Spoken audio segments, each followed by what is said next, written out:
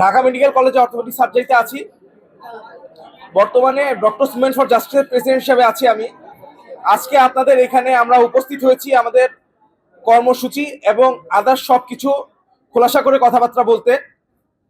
আপনারা জানেন আমরা সুদীর্ঘ 2 বছর ধরে রাজপথে সংগ্রাম করেছি বারবার, এবং আমরা যখনই ভাতা বৃদ্ধির যৌক্তিক দাবি নিয়ে প্রত্যেকবার সবার কাছে গিয়েছি, ভাতা বৃদ্ধির বিষয়টা নিয়ে সবাই বলেন যে যৌক্তিক দাবি, কিন্তু এই যৌক্তিক দাবির বাস্তবায়নের জন্য যতক্ষণ পর্যন্ত রাস্তায় নামা না হয় ততক্ষণ পর্যন্ত কোনো পদক্ষেপ নেওয়া হয় না। এবারও আমরা দীর্ঘ 4 মাস ধরে সকল জায়গায় যাই এবং আমাদের ভাতা বৃদ্ধির বিষয়ে সকলের সাথে আমরা কথা বলি, এবং সকলের সাথে কথা বলার পরে যখন আমরা সামগ্রিকভাবে এই কাজটা সমাধান করতে পারছিলাম না, তখন আমরা রাস্তায় নামতে বাধ্য হই। এবং বিগত একদিন আমরা আসলে শাহবাগে অবস্থান কর্মসূচি পালন করি, এবং এর ফলশ্রুতিতে আমাদের ভাতা বৃদ্ধির বিষয়ে ডাকা হয় এবং একটা নতুন প্রজ্ঞাপন আসে।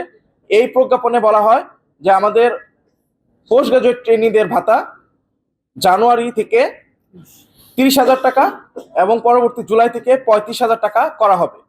এবং একই সাথে আমাদের এটাও কথা বলা হয় এবং ওয়াদা দেওয়া হয় যে দ্রব্যমূল্য বৃদ্ধির সাথে বিবেচনা করে যদি প্রয়োজন মনে হয় আমাদের ভাতাটা আবারও নতুন করে ভাবার সুযোগ আছে।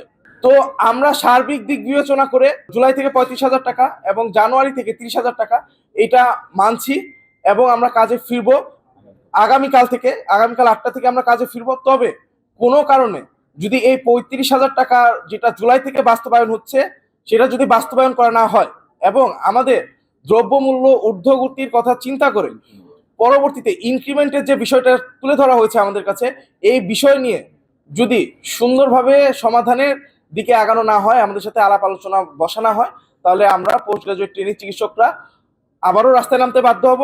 তো আমরা চাই না আমাদের প্রতিবার এরকম ভাবে রাস্তায় নামানো হোক বা আন্দোলন করানো হোক। আমরা এই দাবি আপাতত মানছি, তবে ইনশাল্লাহ এটা পূরণ করা হবে। যদি পূরণ করা না হয় আমরা আবার রাস্তায় নামতে বাধ্য হব। জি, ধন্যবাদ। আবার একই সাথে আমি আরেকটা কথা খুবই দুঃখের সাথে বলতে চাই। পূর্ববর্তী স্বৈরাচার আমলে আমাদের এই ভাতা বৃদ্ধির আন্দোলনকে থামানোর জন্য নানা রকম ট্যাগিং দেওয়া হয়েছিল। আমাদের কেন্দ্রীয় কমিটির অনেককেই জামাত শিবির নামে ট্যাগ দেওয়া হয়, বিএনপি নামে ট্যাগ করা হয়, এবং এইবারও আমরা তার পুনরাবৃত্তি দেখতে পাচ্ছি। আমাদের এখানে কেন্দ্রীয় কমিটির অনেককেই আওয়ামী লীগের দোষর বলা হচ্ছে, কিন্তু কেউ কোনো প্রমাণ দিতে পারছে না। আমরা নাগরিক কমিটি আমাদের যে স্টেটমেন্ট দিয়েছে তাদের দায়িত্বশীল জায়গা থেকে যে বিবৃতি প্রদান করেছে, সেখানে বলেছে তারা যে আমাদের ভাতা বৃদ্ধি 30% করা হয়েছে। আসলে এইটার সত্যতা, আসলে এটা সত্য ঘটনা না।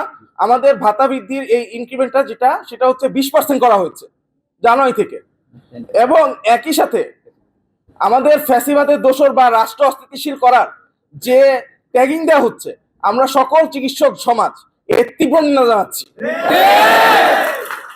এবং তাদের এই দায়িত্বশীল জায়গা থেকে তাদের বিবৃতির এই ভুলগুলা যদি না শুধিয়ে যদি শুধরানো না হয়, তাহলে পোস্ট গ্রাজুয়েট ট্রেনিং চিকিৎসক ডাক্তাররা আবার বিদ্রোহ করবে।